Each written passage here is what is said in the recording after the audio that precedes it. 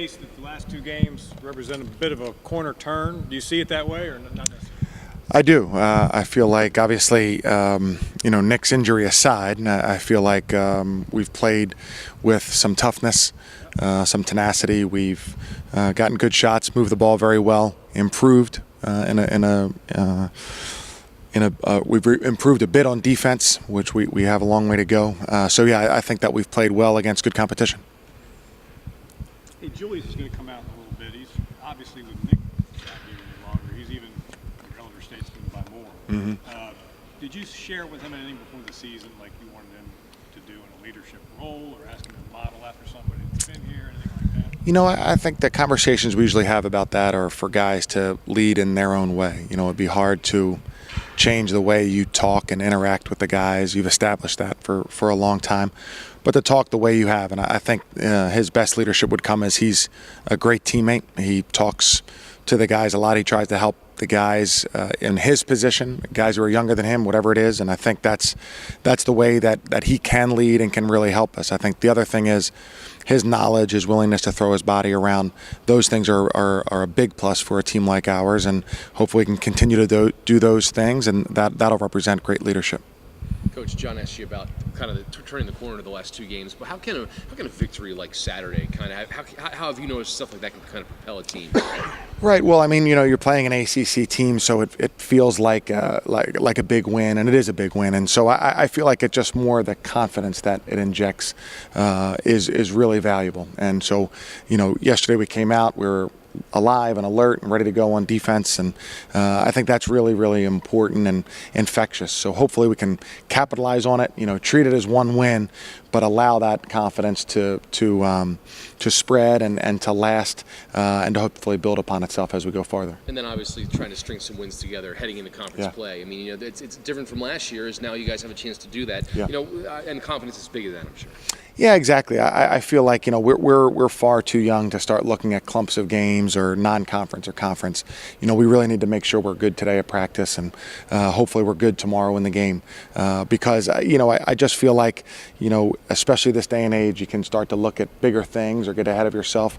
And our job is to make sure we don't do that. That we're really focused on the task at hand and making sure that we can take it one day at a time and try to improve.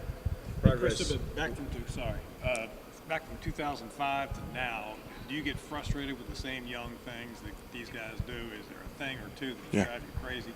Sure. Yeah. Mostly reactions to the mistakes that they make, or reactions to something that didn't go our way, is the one thing that I haven't really improved any patience for, and that's hard, because these guys made far fewer mistakes, and especially their senior year in high school, they made far fewer mistakes, and the mistakes they made weren't that big of a deal because they're such good high school players. And so it's a new feeling for them, and learning how to deal with that feeling and moving on as quickly as you can is something that I feel is really important.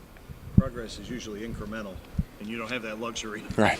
But can you see how even just a couple of games, the improvement is probably a lot quicker than it would be normally, just because they're out there and learning on the job, basically? For sure. And I think that, you have a chance to improve the more opportunity that you get. And so for guys to be out there experiencing the ups and downs of a game, a made shot, a bad turnover, that makes you improve or sink or swim really much more quickly. So hopefully, the younger guys can become steady quickly. That's really a tough, a big step to take, but that's what the hope is, that we can practice hard and be competitive and do these things, and so that we can get to be as steady as possible as quickly as possible. Did you ever get a sense that the mood among the team dipped really low especially after Nick's injury, or not really? Well, I do think the game where Nick got hurt, I feel like it was pretty devastating for us, and I think I felt it personally. I think I felt it with the team and the program. But I do feel like, Grant, Jacob, Nick did a really good job in terms of those next few days, making sure that we came out, that we were positive, that we were better, that we were working, and I think that was really critical for us. you guys have boxes you check about what you want to make sure your guys do games, you know, an ideal situation. Where does 3 turnovers rank on that list of, you know, being able Yeah, to do this? it's really an incredible number, and you know, I feel like if you know, we've traditionally had low turnovers, and you know, you have to have pretty good skilled players to be able to have a number like that in a real game, and so that's really important to us, and we want to make sure that, you know, you don't want to be unaggressive. You know, we want to be aggressive, but to keep our turnovers low and to have numbers like that, that's really promising.